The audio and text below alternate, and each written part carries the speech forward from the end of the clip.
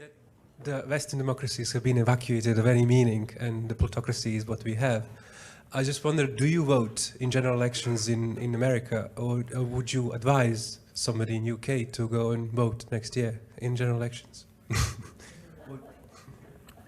My feeling is that it's a decision, but it's the kind of decision that's kind of 10th order.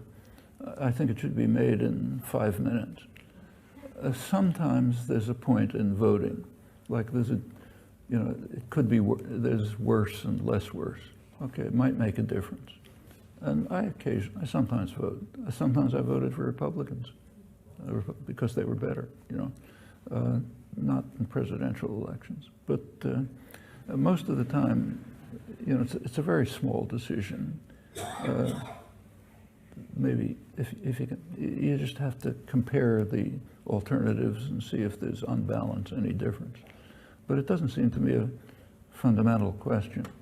The real problem is what to do about the fact that we don't live in political democracies. That's the real problem. So take the United States, which I know better and has been studied more intensively. In the United States, it is literal. You can read in academic political science, not on the left, that about 70% of the population, lowest 70% on the income scale, is entirely disenfranchised, meaning their opinions have zero impact on policy, even their own representatives. They're simply ignored.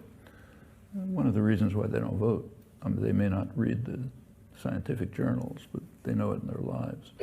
As you move up the income scale, you can start getting a little more influence, as measured by the relation between attitudes and policy. Okay? When you get to the very top, which is a fraction of 1%, policy is made.